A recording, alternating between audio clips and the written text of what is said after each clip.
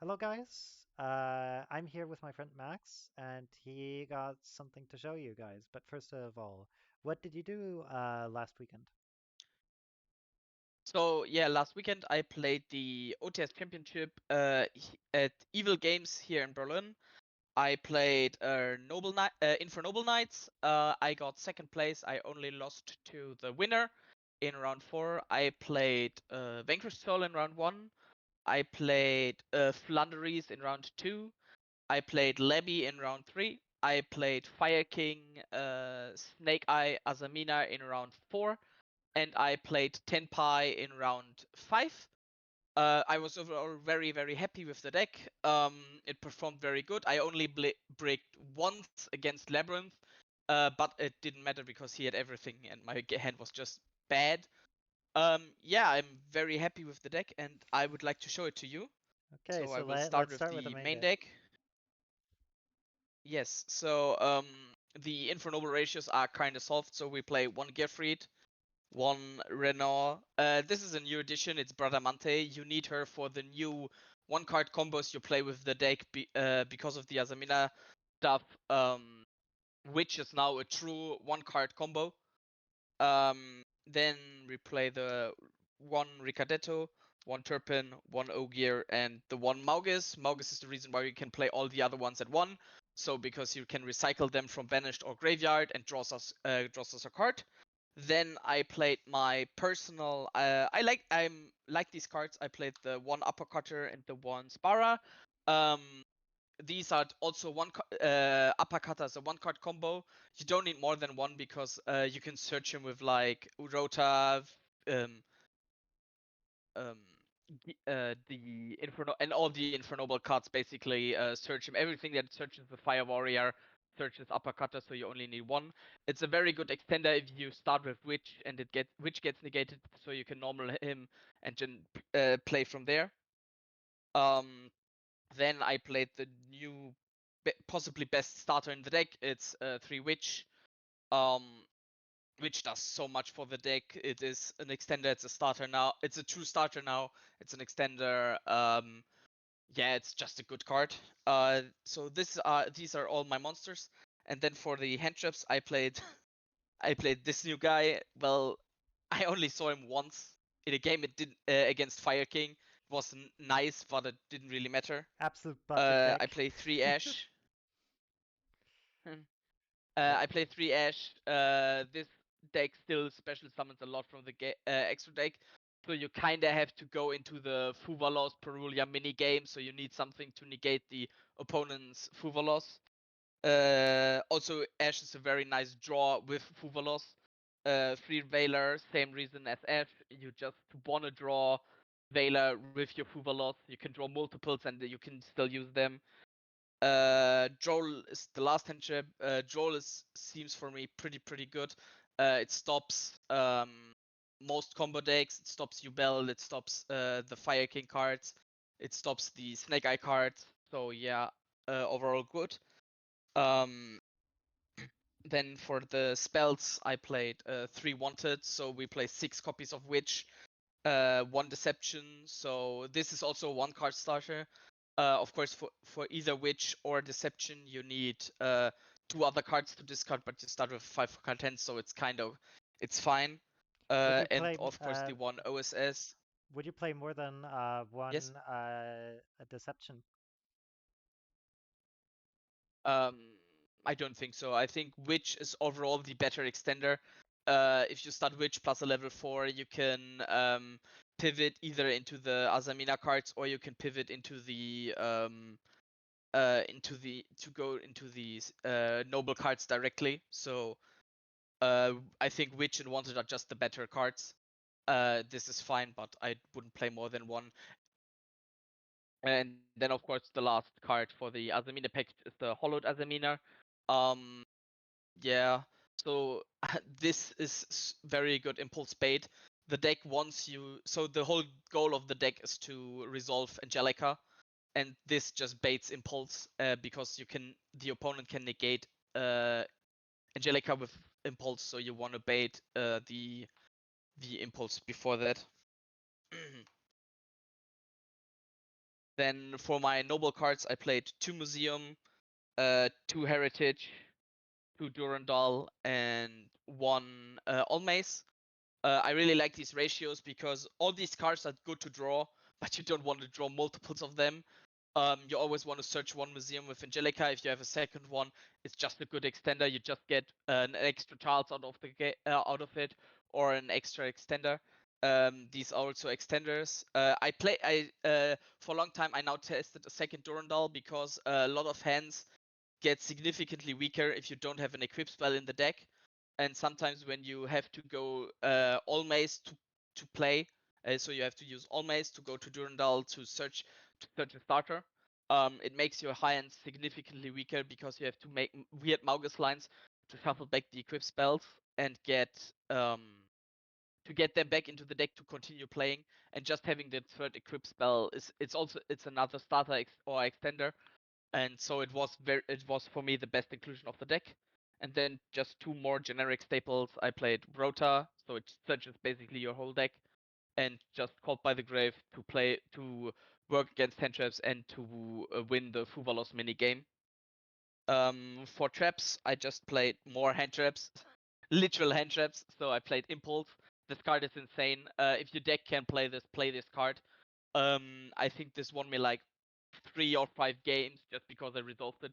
So, for example, against Vanquished Soul, in game 3, he went first. He searched the Vanquished Soul trap, and I had the option to negate the Rock of the Vanquished Soul, but I hold the impulse for the trap. And when he activated the trap, I just impulsed it and won the game basically on the spot because I could just combo through the rest of his board. And then the last card is Imperm. So also you can draw it off Fuvalos. If you see it, it's nice. Yeah. So that's the main deck. Do you have any questions? No, let's continue with the main deck. With the side deck. Okay. Yes, we can do the side deck first. So I played 2 Perulia. Um, I couldn't find the spot for the third one. I mostly sided in one for crossout. I play crossout. And I sided them in when I had to go second. So and I think 2 was fine. I played the Ron Roland for the Angelic Ring combo. I played this card. Uh, it's a new TCG exclusive. I think just a super poly target, which needs 1 light or dark dragon monster plus 1 dragon monster. So you basically use this to instantly win the Centurion matchup if you play against the deck. Then I played 3 Super Poly. I wish I could tell you how this card performed, but I never saw it. Even in the locals and testings I did before, I always tried sided it in, but I never saw it, so I cannot really tell you. But in theory, it's good. Then I played 3 Cosmic. Just backrow removal. There are a lot of one-offs or floodgates that you need to out. Um, that run around, so it's always good to just have the Cosmic. It also is very good against the Fire King deck. You just Cosmic their island, and they either need to negate the Cosmic, or they just lose their board, and it makes their playing through their board significantly weaker. Then I play 3 Crossout, Fuvalos mini game, especially when you know you go first, you want to have this card in, because if you build if your combo resolves, you win the game like 99% of the time, because most decks just can't play through your board. I played the 1 Angelic Ring. I think this is still a very, very good side deck card in the deck, um, especially if people start to play more super polys or droplet. So when I play against Tenpai, the board breakers are not the scary thing. It's mostly droplets. So they go board breaker, you negate that, and then they droplet you. And so this is a way to just nullify that they can win by just opening droplet. And then the last card is Feather Duster. I just wanted to have more backrow removal. Yeah, so that's my side deck. Any questions? Nah, looks pretty good. Sad about the super polys, but I guess it is what it is. Yeah, I mean it's in theory a very cool card. So for the extra deck, so we play one Charles, one Angelica, and one Roland. These are all the synchros I play. I wish I could play Baron. So if Baron would um become legal again, I would instantly play her in a deck. There are a lot of situations where just having Baron makes your endboards stronger. It makes playing into boards much easier, and it also changes some of the deck building aspects of the deck. Then for the Azamina cards, I played one more Silago, one Illa Silvera, and one so the common guy, I cannot pronounce his name. Basically, he's a super poly target against Snake Eye and Ubel. He needs an illusion plus a fiend monster, so you can fusion summon uh, the rabbit guy um and the fiendsmith fusion monster. So you basically out two interruption, and then you summon him. You activate the effect, so when he's fusion summoned, he can send a card from your opponent's side of the field. Either so you can out basically three interruptions with two cards, so super poly and a discard.